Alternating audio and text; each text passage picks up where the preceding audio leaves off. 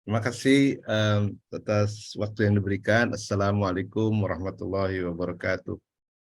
Waalaikumsalam warahmatullahi wabarakatuh. Alhamdulillahi rabbil alamin. Wabihi nasta'inu ala umuri dunya waddin. Wassalatu wassalamu ala sayyidil mursalin sayyidina Muhammadin wa ala alihi wa sahbihi ajma'in. Asyhadu an la ilaha illallah wahdahu la syarika lah wa asyhadu anna Muhammadan abduhu wa rasuluh la nabiyya ba'dah. Rabbi israh li sadri wa yassir li amri wahlul 'uqdatam min lisani yafqahu qawli. Amma ba'du.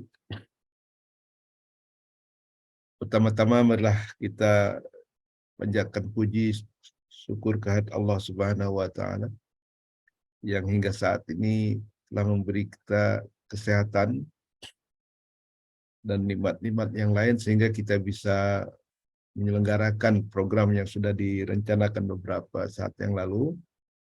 Semoga kita semuanya dalam lindungan dan memberikan kesehatan yang prima sehingga eh, program ini ya dan rangkaian program berikutnya juga bisa terselenggara dengan sebaik-baiknya.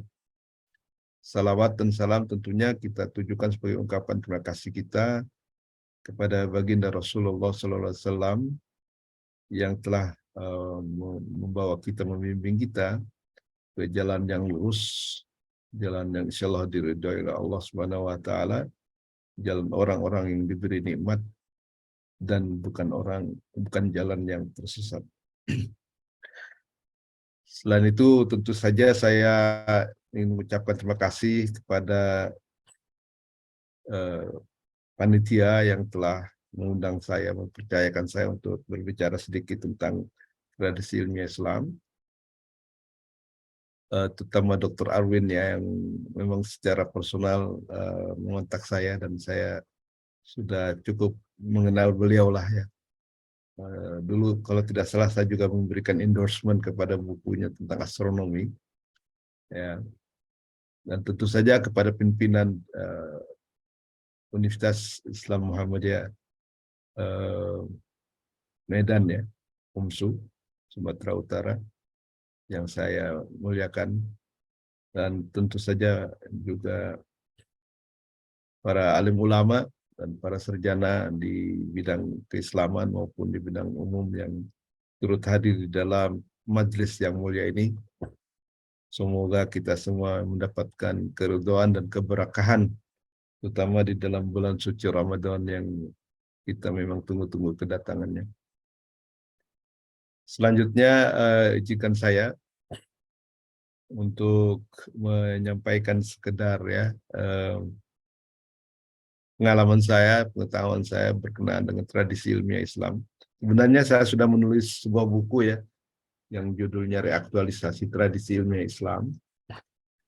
Dan tradisi ilmiah Islam ini mencakup uh, bidang yang luas ya, dan karena itu saya juga tidak akan bisa membicarakan secara keseluruhan. Saya pilih bab yang ketiga atau keempat ya, yaitu tentang kegiatan-kegiatan ilmiah yang dilakukan oleh para ilmuwan Muslim sehingga Islam kemudian pernah menjadi leading nation ya untuk di bidang sains dan filsafat, masuk juga matematik, memimpin dunia selama 8 abad bahkan lebih, tidak menjadi pionir-pionir dari penemuan-penemuan yang itu luar biasa dan telah menghantarkan peradaban modern yang tanpanya mungkin peradaban modern juga tidak bisa dibayangkan ya.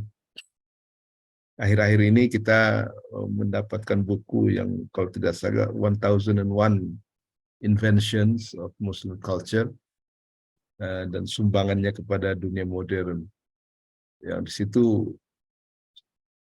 hutang budi Islam yang disembunyikan selama 700 tahun dibuka dengan terang-terangan. Jadi buku itu adalah buku yang menyertai festival-festival Islam, Islam Science di beberapa negara Eropa, juga di Turki dan Amerika. Semakin jelas kontribusi ilmuwan-ilmuwan Muslim terhadap perkembangan sains modern ya, dan itu semakin diapresiasi oleh banyak sarjana yang jujur ya, yang tulus. Nah, masalahnya sekarang adalah bahwa pada saat ini kita yang mempelajari sains itu lebih terekspos kepada tradisi ilmiah Barat ya daripada tradisi ilmiah Islam. Ya, bahkan istilah-istilah ilmiah, sains dan sebagainya itu sudah dicetak melalui pandangan Barat ya. Jadi ilmiah misalnya sudah disamakan saja dengan scientific, padahal ilmiah dengan scientific itu ada persamaan juga ada perbedaannya. Nah, memperkenalkan tradisi ilmiah Islam itu menurut saya banyak sekali manfaatnya ya. Bukan saja kita akan mengenal warisan budaya dan intelektual kita sendiri, tapi juga dengan itu kita bisa membandingkannya dengan tradisi ilmiah Barat ya. Bisa menilai kekurangan dan kelebihan dari masing-masing tradisi ilmiah Islam. Tradisi ilmiah Islam kalau menurut saya itu dibangun dan dikembangkan lebih panjang daripada tradisi ilmiah Barat. Ya. Dan karena itu mempunyai dampak yang sangat luar biasa terhadap perkembangan baik di dunia Islam maupun dunia secara keseluruhan. Nah, kegiatan-kegiatan apa saja yang mereka lakukan dan mereka benar-benar bangun dengan semangat yang tinggi sehingga mereka menjadi leading nation ya di dunia. Sementara umat Islam pada saat ini termasuk umat yang terbelakang lah ya dibandingkan dengan umat-umat yang lain. Sehingga timbul pertanyaan, ini apa karena Islamnya atau karena faktor yang lain? Kenapa Muslim lebih mundur dibanding dengan negara non-Muslim di dalam bidang pengetahuan saat ini? Saya menjawab di dalam karya saya bahwa kalau Islam memang penyebab kemunduran yang sejati, maka mestinya tidak pernah ada Muslim yang maju ya. Tapi nyatanya Muslim pernah maju dan memimpin dunia selama lebih dari 8 abad. Berarti ini ada sesuatu yang salah ya di dalam diri kita Muslim yang sekarang ini. Dan salah satu penyebabnya adalah bahwa kita tidak memiliki lagi sebuah tradisi ilmiah yang mapan, bagaimana yang dimiliki oleh Barat dan pada masa lalu dimiliki oleh umat Islam. Ya. Metodologi ilmiah yang dikembangkan oleh orang-orang Islam dulu, seperti kajian yang intensif terhadap logika misalnya dengan bagian-bagiannya itu tidak menjadi bagian utama. Ya. Kita mungkin lebih tertarik atau lebih terekspos kepada tradisi ilmiah Barat, metode ilmiah Barat, yaitu experimental method. Ya. Satu-satunya metode ilmiah yang diakui. Sementara tradisi ilmiah yaitu experimental method justru dimulai oleh orang Islam dan kemudian diambil alih oleh Barat, tetapi kita pemilik utamanya justru kehilangan sekarang. Ya. Oleh karena itu menurut saya kalau ingin maju lagi seperti pada masa-masa yang lalu, kita harus membangun sebuah tradisi ilmiah yang hebat, yang mapan, dan kita berada dalam situasi yang menguntungkan sebenarnya. Kita bisa membangun dari dua tradisi ilmiah besar, yaitu Islam dan Barat, mensintesakannya, ya, meninggalkan kekurangannya dan meningkatkan kelebihannya masing-masing. Kalau kita bisa mensintesakan dua tradisi ilmiah besar, Islam dan Barat, saya kira umat Islam akan maju kembali. Ya. Nah, betapapun hebatnya lembaga pendidikan, juga sistem pendidikan yang telah dikembangkan oleh umat Islam, tetapi kalau mereka bukan orang pekerja keras di dalam bidang ilmiah, kalau mereka tidak melakukan gebrakan dan karya aktivitas-aktivitas ilmiah yang besar, maka sebenarnya lembaga dan sistem pendidikan manapun tidak akan membuahkan karya-karya besar seperti yang telah mereka hasilkan. Oleh karena itu amat penting bagi kita untuk mendiskusikan ya beberapa kegiatan. Dalam ini ada 9 kegiatan ilmiah yang menurut saya perlu kita ketahui dan in a way kita perlu menirunya ya, di mana kita bisa melihat kunci-kunci rahasia keberhasilan mereka di masing-masing kegiatan itu. Saya mendaftarkan ada 9 kegiatan ilmiah, tapi nggak tahu lah nanti apakah cukup waktunya atau tidak ya. Kita nanti dipotong saja kalau memang waktunya sudah habis. Yaitu pertama memburu manuskrip ya. Yang kedua menerjemahkan karya-karya asing ke dalam bahasa Arab ya sebagai bahasa ilmiah pada saat itu. Kemudian membuat komentar ya, karya-karya komentar dan signifikansinya. Kemudian menulis secara orisinal ya, tulisan orisinal dari para ilmuwan muslim itu sendiri dengan output yang luar biasa ya, bukan hanya ekstensif tapi juga intensif ya. Kemudian ada kegiatan lain ya seperti rihlah dan uzlah. Umat Islam juga adalah sarjana-sarjana muslim, adalah sarjana-sarjana yang petualang ya, yang sangat luas keingintahuannya sehingga mereka selalu mengadakan perjalanan ilmiah ya. Dan puncaknya adalah tentu saja pada Ibnu Battuta ya.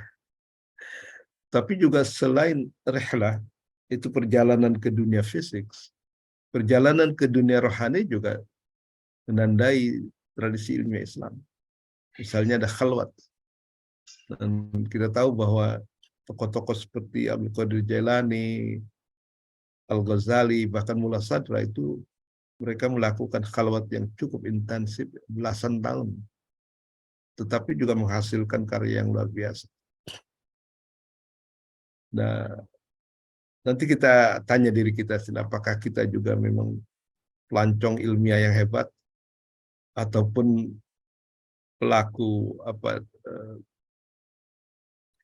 perjalanan spiritual. Nah, itu nanti kita akan diskusikan. Selain itu kemudian ada yang disebut dengan tradisi kritis ya. Umat Islam adalah sarjana-sarjana Islam adalah sarjana yang sangat kritis.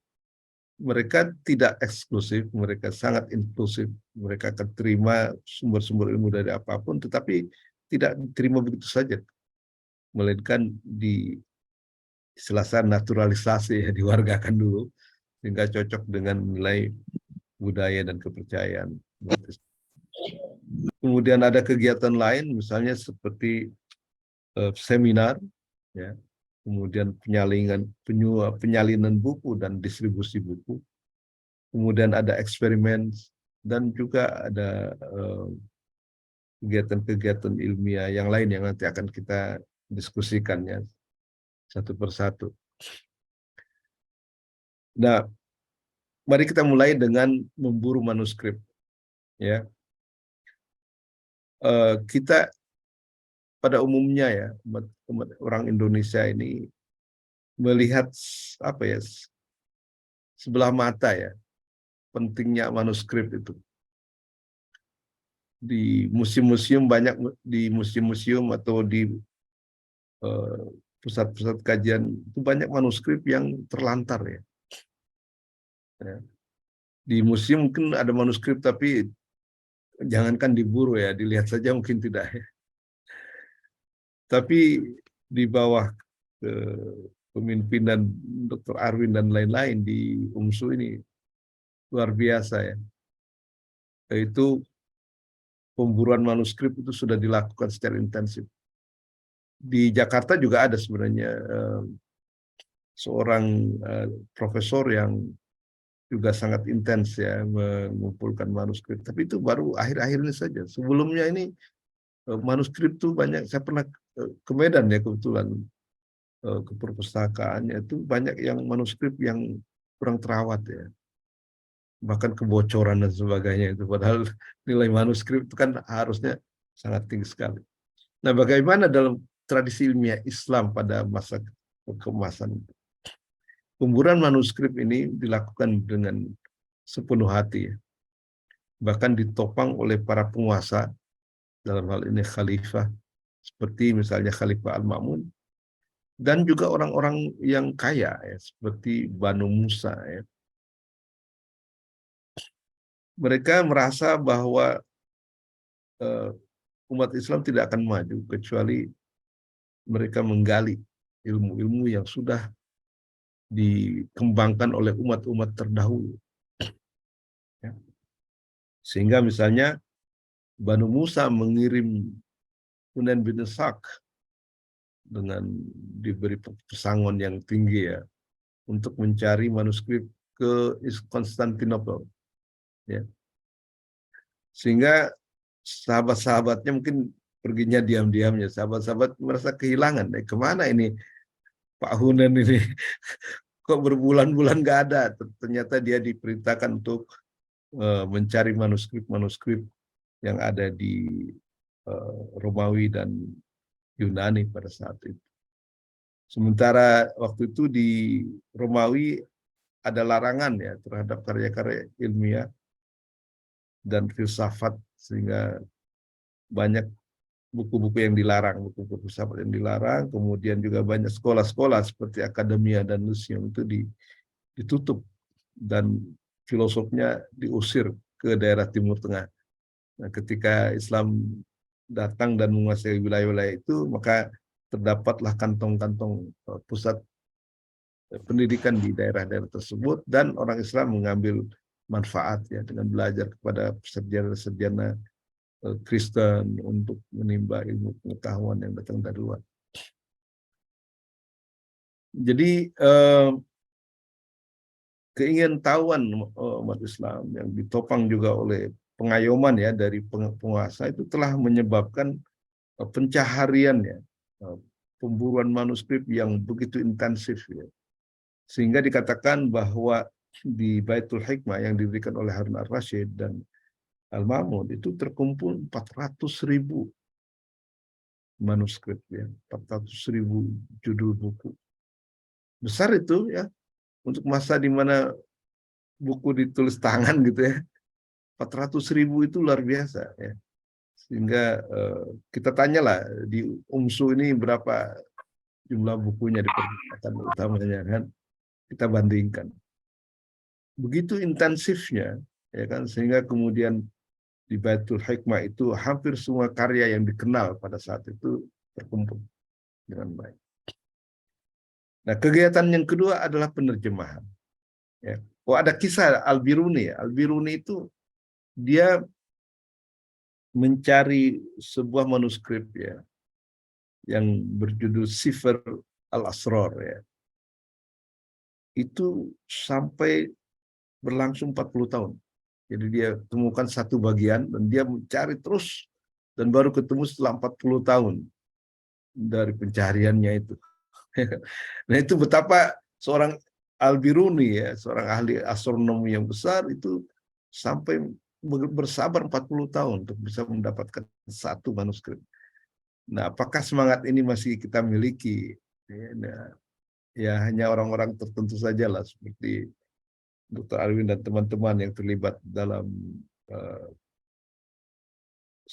pusat astronomi di UMSU yang mungkin bisa mengerti makna signifikansi dari manuskrip.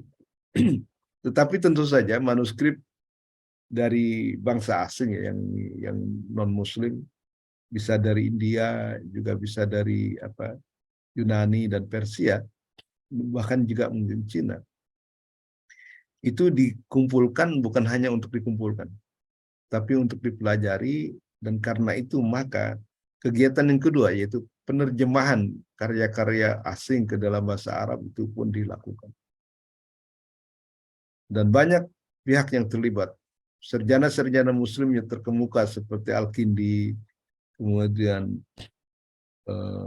juga yang lain-lain, yaitu termasuk Al-Farabi barangkali itu juga mencoba menerjemahkan beberapa Ad-Dimaski, Abu Usman Ad-Dimaski itu juga mencoba menerjemahkan karya-karya dari Yunani. Bahkan bukan hanya karya ilmiah, tetapi juga karya sastra ya. Kita tahu bahwa Ibnu Muqaffa pada abad ke-9 ya, itu telah menerjemahkan buku Kalilah wa Dimnah, ya, sebuah buku fable yang dikarang oleh Bin Pei dari India. Ya. Kemudian Al-Fazari juga sudah menerjemahkan buku Siddhartha Al-Kubro dalam bidang matematik. Ya kan? Kemudian tentu saja karya-karya astronomi seperti Almagest karangan Ptolemaios, ya. Kemudian buku geometri karangan Euclid yaitu The Element, dan kemudian buku-buku logika seperti Al-Madkhal ilal Mantiq itu sudah diterjemahkan. Hampir semua karya-karya besar di bidang logika ya, Al-Maqulat, Burhan, ya kan, Jadal dan sebagainya sudah diterjemahkan ke dalam bahasa Arab, baik secara langsung dari Yunani maupun diterjemahkan dari terjemahan Syrianya. Ya. Yang menarik adalah bahwa yang diterjemahkan itu bukan hanya umat Islam, tetapi juga orang-orang Kristen seperti tadi Yohanna bin Hailan, juga Hunain bin Ishaq dan anaknya Ishaq bin Hunain dan Hubaish ya, dan ada Luqa dan sebagainya. Itu mereka aktif menerjemahkan karya-karya Yunani ke dalam bahasa Arab. Dan umat Islam tentunya mengambil manfaat dari penerjemahan itu sehingga karena mutu terjemahannya begitu baik sehingga tidak perlu lagi mungkin membaca asli ya dalam bahasa Yunani. Jadi cukup dengan membaca terjemahan itu mereka sudah memahami banyak karya daripada karya-karya Yunani itu dalam bahasa Arab. Tentu ada perjuangan ya, perjuangan untuk bagaimana menerjemahkan terma-terma filsafat misalnya ke dalam bahasa Arab ya, di mana Al-Kindi dan Al-Farabi juga sangat berjasa ya untuk menerjemahkan secara ilmiah terma-terma atau istilah-istilah filsafat yang teknikal ke dalam bahasa Arab. Dan yang mendorong maraknya terjemahan itu adalah karena apresiasi dari penguasa ya. Dikatakan kalau kita menerjemahkan satu buku, beratnya 1 kilo, itu hadiahnya adalah emas 1 kilo. Nah ini jauh ya dari kita, kalau kita menerjemahkan di sini paling dibayar berapa satu lembarnya. Walaupun ke 1 kilo dibayar paling 1 gram kali ya dapatnya ya. Tapi dulu katanya terjemahan kalau kita beratnya sampai 1 kilo dibayar dengan emas 1 kilo. Jadi apresiasi penguasa maupun masyarakat terhadap ilmu itu memang sangat luar biasa. Dan itu mendorong semangat ilmuwan dalam muslim. Jadi pada masa Al-Ma'mun itu sudah banyak sekali buku-buku terjemahan. Tetapi tentu saja buku terjemahan ini dirasa kurang cukup ya. Tidak cukup untuk bisa memahami dengan sempurna apa yang dimaksud oleh para pengarang Yunani tersebut. Oleh karena itu maka umat Islam termasuk penguasa yang memang pada saat itu mereka adalah peminat ilmu pengetahuan juga, gitu, merasa perlu bahwa umat Islam perlu diberikan buku-buku komentar, ya, sarah terhadap karya-karya Yunani tersebut. Ya. Karena apa? Karena kadang-kadang ya bahasa filsafat ya kan, kita aja sekarang agak sulit memahaminya. Oleh karena itu ada seorang Yakub bin Ishaq kalau tidak salah itu dari penguasa Muwahhidin ya.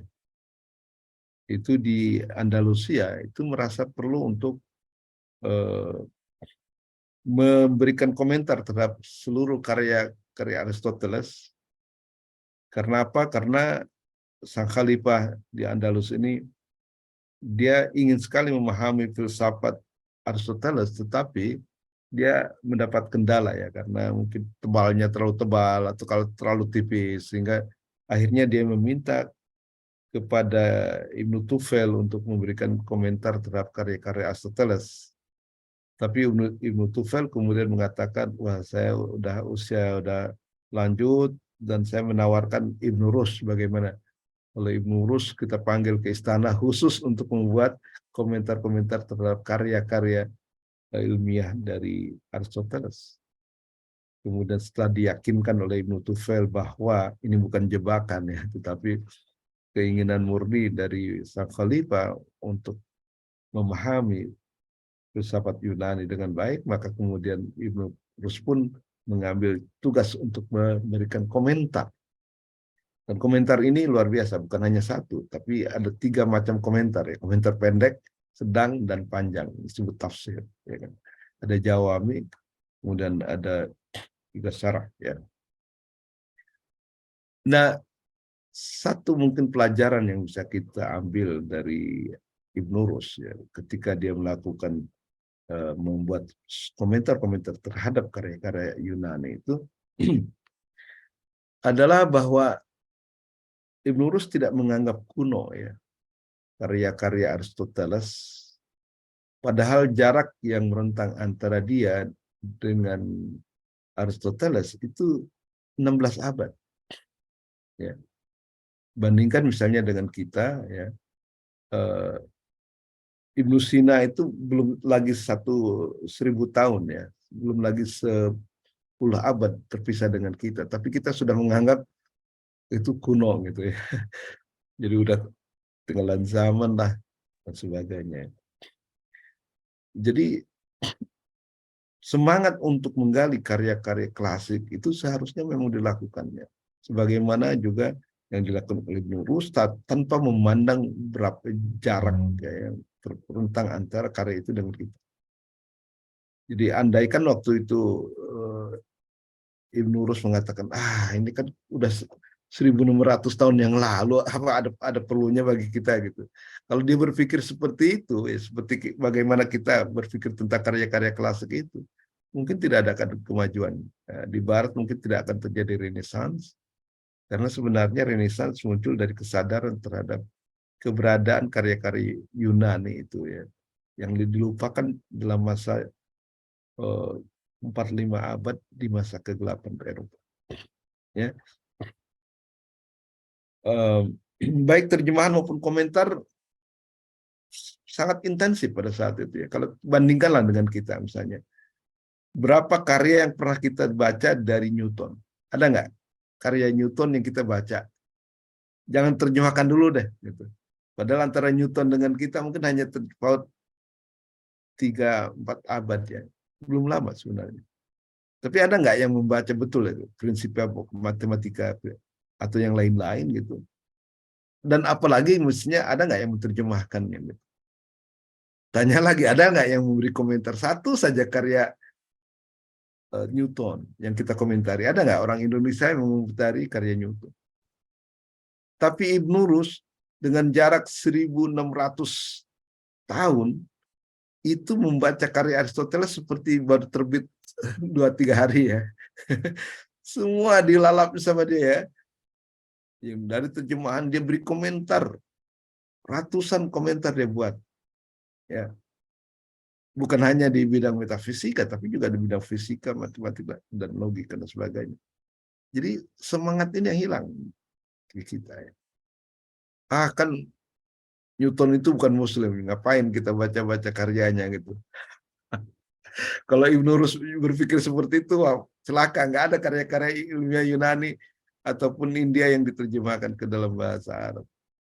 Jadi ini mungkin yang perlu kita patut kita tiru ya dari mereka.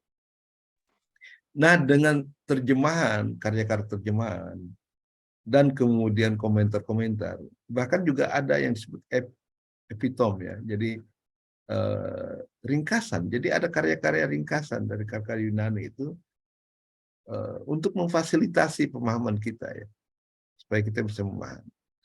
Nah, dengan karya-karya terjemahan dan komentar ini, maka umat Islam menemukan dirinya berkemungkinan untuk menciptakan karyanya sendiri.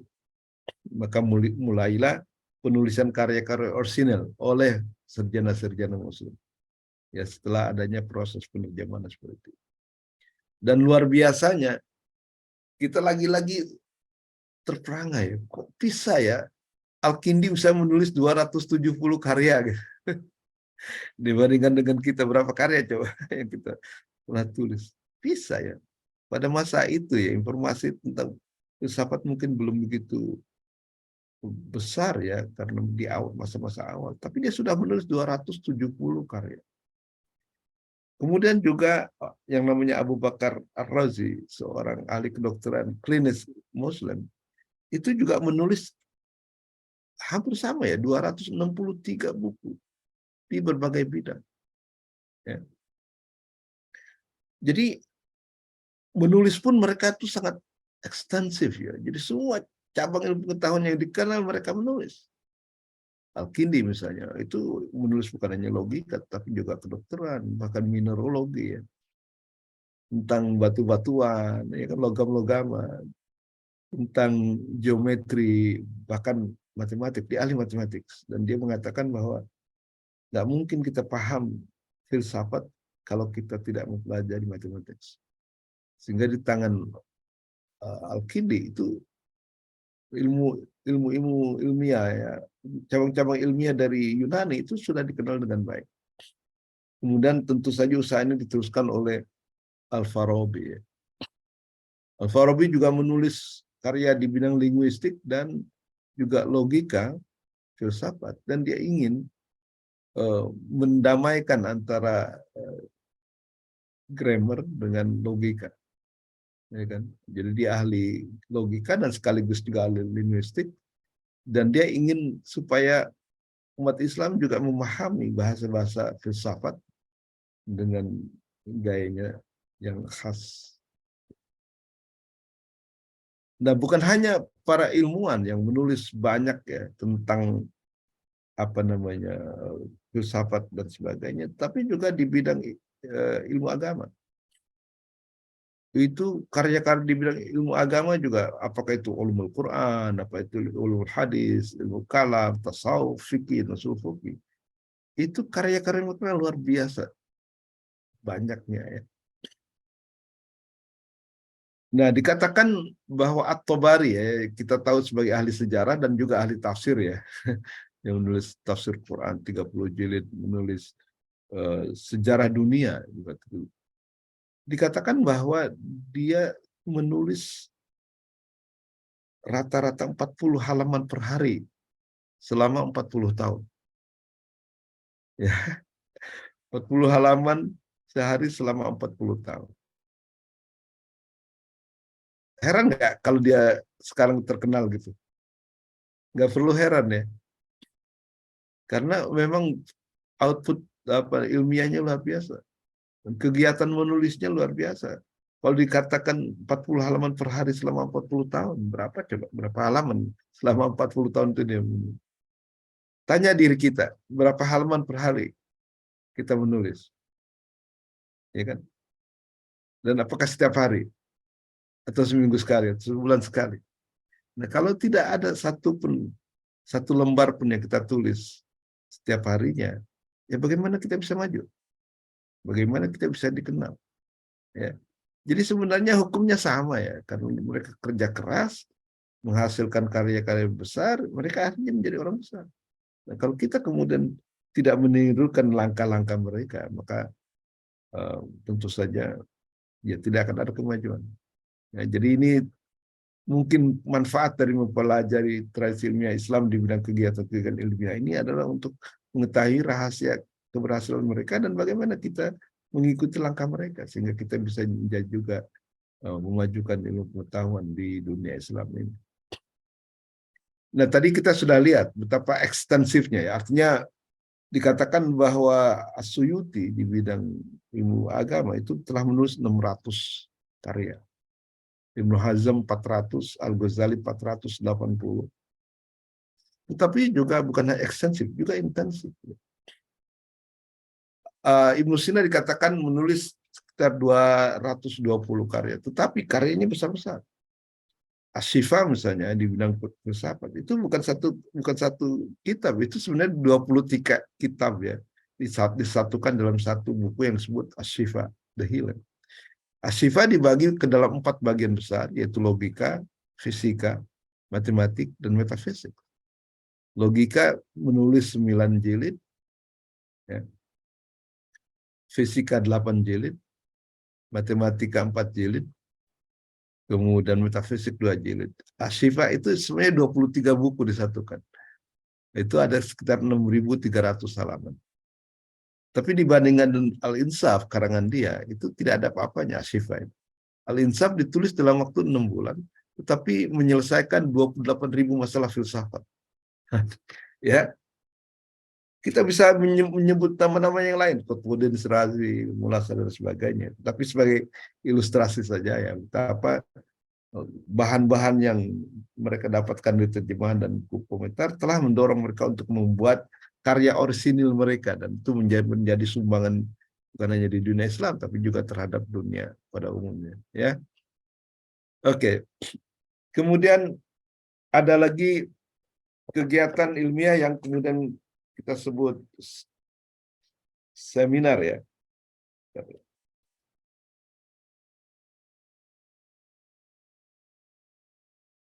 Oke, menyalin buku. Ah, ini menarik ya.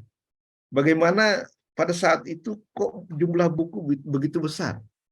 Padahal belum ada mesin cetak ya. Kok bisa menghimpun misalnya sampai 400.000 buku? Bagaimana caranya? Nah, ternyata di dunia Islam itu mereka punya eh, kelebihan yang yaitu daya ingat ya, hafalan. Jadi ada kayak semacam kaidah ya, bahwa kita sebelum memahami kita harus hafal dulu. Jadi hafalan ya, baru kemudian eh, pengertian.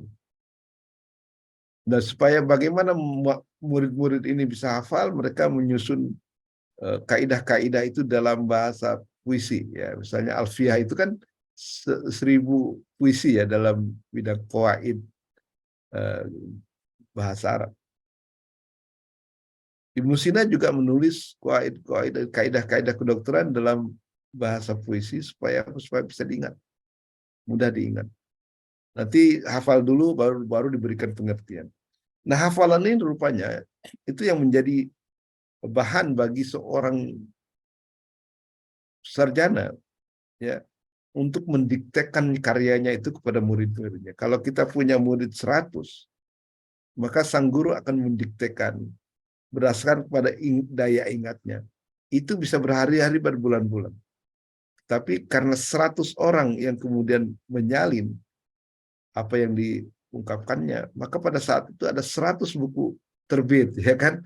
Gitu. Jadi cara memperbanyak karya itu ya seperti itu. Seorang guru mendiktekan berdasarkan daya ingatnya, kemudian ditulis oleh murid-muridnya. Kalau ada 100 ya 100 kopi, artinya gitu kan.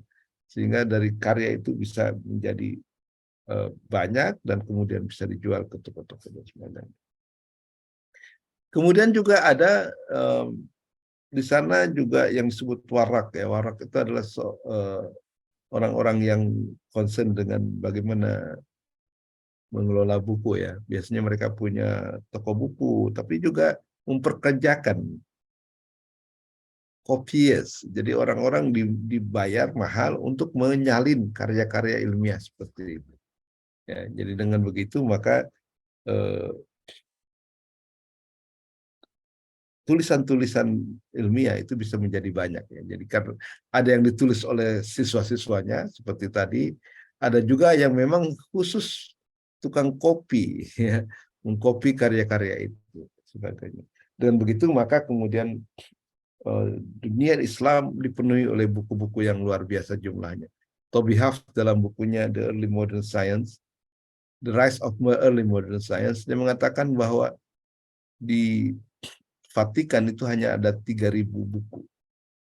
Di Cina dari beberapa dinasti itu mungkin ada sekitar 7.000 buku. Tapi di dunia Islam ya, di setiap madrasah itu ada perpustakaan, dan perpustakaannya juga luar biasa ya. Ada perpustakaan yang didirikan oleh Ad Daulah itu mempunyai 360 chamber ya di bawah tanah, dan andaikan satu kamarnya itu ada 1.000, sudah ada 360.000 buku yang dikantongi di sana. Ya. Kemudian juga menarik ya, tadi ada rihlah, jadi ada intellectual traveling, tapi juga ada khalwat, ya, apa ya, inner journey ya. Jadi, dan ini juga merupakan tradisi ilmiah, karena banyak sekali ilmuwan-ilmuwan yang kemudian menjadi hebat ya, karena melakukan uzlah. Dikatakan bahwa Al-Ghazali untuk menghilangkan keraguan-raguannya itu, dia melakukan uzlah di menara masjid di Damaskus ya, dan menghabiskan waktu sekitar 11 tahun ya, untuk akhirnya dia bisa kembali menemukan keyakinannya. Dan pengalamannya itu ditulis dalam buku Al-Munkin wad Dhalal ya. Bagaimana dia meragukan semua yang dia pernah ketahui dan baca, kemudian mendirikan basis ilmu pengetahuan yang mantap, yang tadinya dicoba indera, kemudian akal, kemudian akhirnya berlabuh pada hati. Ya. Yang menarik lagi adalah Mullah Sadra. Mullah Sadra itu adalah seorang filosof Muslim Syiah ya, pada abad ke-17. Beliau meninggal 1642. Dan saya baru bulan November tahun yang lalu, saya berjarak ke rumahnya di dekat Qum ya, Kahak namanya. Di situ dia punya rumah kecil dan menghabiskan waktu sekitar 15 sampai 16 tahun untuk melakukan uzlah. Di situ dia berkesempatan untuk melakukan, menulis apa namanya, karya-karya komentar terhadap Ibnu Sina dan sebagainya. Tapi terutama untuk mengolah jiwa, ya, melakukan tazkiyatun nafs dan sebagainya, sampai akhirnya dia mendapatkan mukasyafah ya dari Allah Subhanahu wa taala. Yang menarik adalah dari hasil kunjungan saya ke Iran selama 22 hari bulan November itu, saya mengetahui bahwa di Iran untuk menjadi filosof dia harus menjadi sufi dulu. Ya, harus dia punya pengalaman-pengalaman batin yang hebat, yang kemudian Allah membukakan hatinya ya, peristiwa mukasyafah, dan mereka biasanya suhud, jadi katakan suhud atau musyahadah. Nah, baru setelah dia mengalami dan mengetahui realitas itu melalui pengalaman batin, mereka merasa kewajiban untuk menjelaskannya ke dalam bahasa yang rasional. Nah, itulah yang dilakukan oleh Mullah Sadra, dan itu adalah buah daripada uzlah. Nah, pertanyaannya ya, apakah kita melakukan traveling gitu ya? Ya, saya kemarin mencoba sih ya, 22 hari di Iran itu, akhirnya saya berhasil menulis buku 380 halaman menjelaskan apa yang saya lakukan selama 22 hari. Tapi kan jarang ya, jarang yang kita jalan-jalannya biasanya hanya plesirin aja gitu, tidak mengambil manfaat dari kehadiran kita di sana. Nah, orang-orang ulama-ulama Muslim dulu adalah orang-orang hebat. Misalnya dikatakan bahwa Al-Hamawi ya, kalau tidak salah ya, Yaqut Al-Hamawi itu dia punya guru lebih dari 3.000 guru, guru hadis. Dan untuk mengunjungi satu guru mungkin perlu 2-3 bulan karena jauh jaraknya gitu. Tapi kok bisa ya semangat mencari guru sampai 3.000 guru. Dan itu tentu mengandaikan traveling ya. Jadi dia harus mengunjungi guru-guru di Timur Tengah dan di luar Timur Tengah itu dengan melakukan perjalanan. Tapi yang tentu saja paling terkenal adalah Ibnu Battuta ya. Dia berkunjung ke dari Maroko, dia haji, dari haji dia tidak kembali lagi, tapi ke Suriah, ke Turki, ke Moskow, ke India, terus ke bahkan Samudra Pasai di Indonesia, dan kemudian ke Cina. Nah, jadi banyak tradisi ilmiah yang telah dicontohkan oleh mereka dan kemudian menghasilkan karya seperti Ibnu Battuta, ada Ar-Rihlah ya, di pengalaman intelektual dan spiritual travelingnya itu dibukukan gitu, seperti itu. Kemudian juga ada diskusi, ya. Diskusi kita cepat aja ya. Diskusi ilmiah dan seminar. Itu biasanya ada dua macam atau tiga forum ya. Yang satu disebut Royal Circle, jadi diskusi-diskusi majelis-majelis ilmiah yang diselenggarakan oleh para penguasa. Ya, ada Adu Daula, ada Ibnu Sa'dan, Ibnu Amid, Dirai, dan dihadiri oleh beberapa sarjana dari berbagai latar belakang budaya dan agama ya. Ada yang orang Hindu, ada orang apa namanya Kristen, Yahudi hadir di situ ya. Tetapi yang menyelenggarakan adalah penguasa lah gitu ya. Jadi Ibnu Amid itu adalah menteri ya dari Audu Daulah di bawah naungan Abbasiyah tentunya. Kemudian juga ada yang disebut dengan philosophical circle, majelis falsafi, seperti yang diselenggarakan oleh Abu Sulaim As-Sijistani, ya, seorang filosof abad ke-10, gurunya dari Abu Hayyan At-Tauhidi. Dan yang menariknya adalah Abu Hayyan At-Tauhidi itu melestarikan apa yang didiskusikan dalam forum-forum tersebut. Sehingga ada buku Abu Hayyan At-Tauhidi yang perlu kita rujuk, yaitu Al-Imta wal Mu'anasa. Bercerita tentang 40 seminar ilmiah yang diselenggarakan di kota Baghdad pada abad ke-10. Nah, kemudian juga Al-Muqabasat, yaitu melestarikan apa yang oleh gurunya Abu Sulaim As-Sijistani didiskusikan dengan murid-murid. Ya.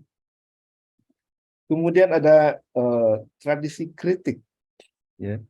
Jadi umat Islam itu adalah umat Islam yang terbuka, ya, inklusif.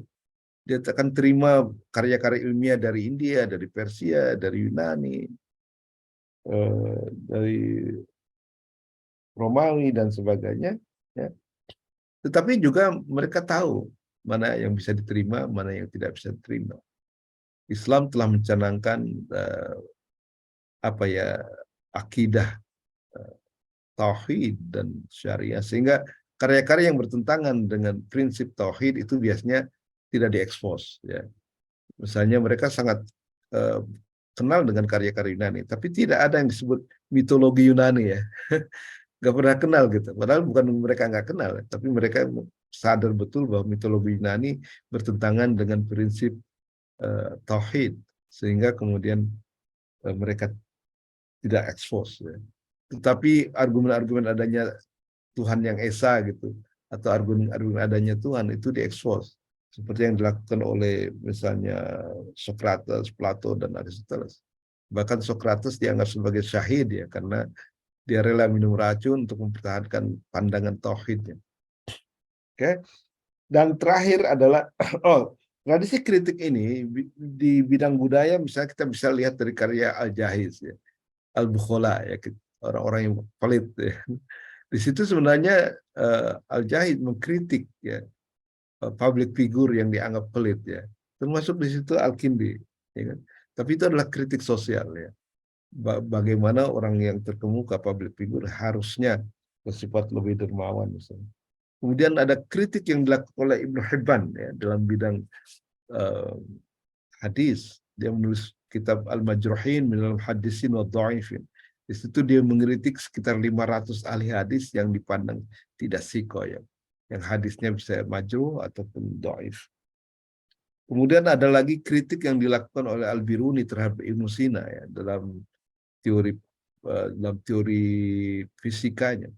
Ibnu Sina mengikuti teori fisika Aristoteles, tetapi Al-Biruni mempunyai pandangan tersendiri ya tentang fisika yang mengkritik fisikanya Aristoteles dan termasuk juga Ibnu Sina. Jadi mereka itu sangat kritis. Kemudian yang terakhir adalah eksperimen. Mungkin sekarang kita terpesona ya dengan eksperimen-eksperimen yang dilakukan oleh ilmuwan-ilmuwan Barat ya, tentang berbagai hal. Tapi sebenarnya umat Islam juga melakukan eksperimen-eksperimen yang tidak kalah pentingnya sesuai dengan zamannya tentunya. Ada Ibn Haytham misalnya. Ibn Haytham itu adalah orang pertama kali menjelaskan dengan benar teori optik ya, mengenai direct vision ya. Bagaimana manusia bisa melihat? Apakah mata manusia mengeluarkan cahaya sehingga kita bisa melihat objek, atau objek itu yang memantulkan cahaya kepada mata kita? Itu tidak putus katanya, kecuali setelah Ibnu Haitham melakukan eksperimen di kamar gelap. Kalau mata memancarkan cahaya sehingga kita bisa melihat objek, maka di kamar gelap pun mestinya kita bisa melihat objek tersebut. Tetapi nyatanya di kamar gelap kita tidak bisa melihat objek.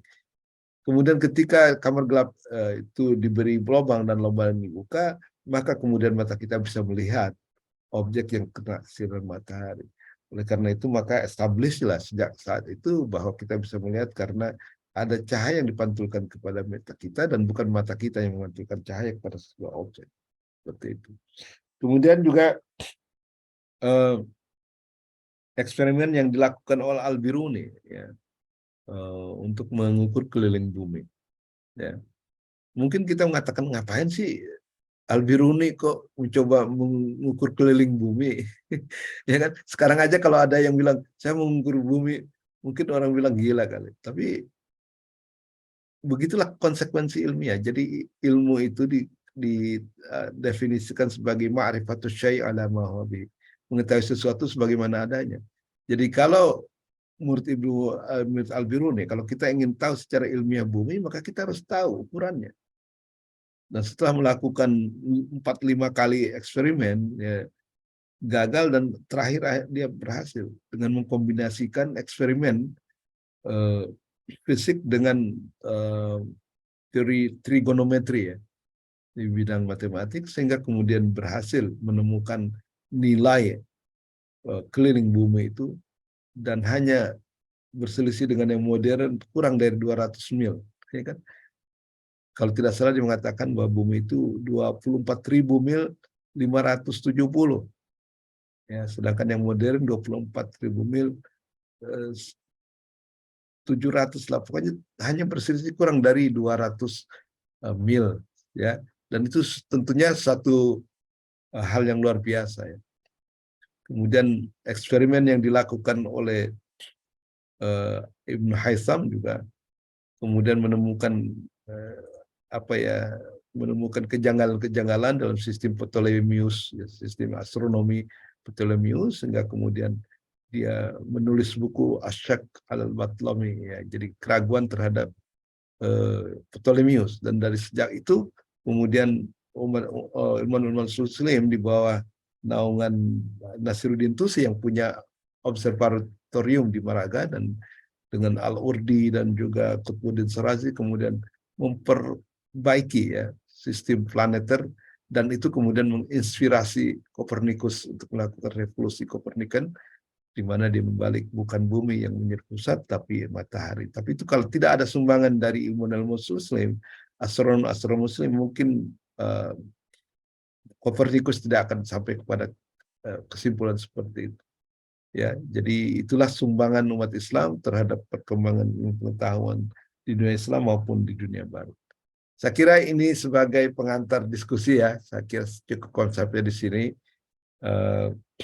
Lebih kurangnya saya mohon maaf. Billahi taufiq wal hidayah. Wassalamualaikum warahmatullahi wabarakatuh.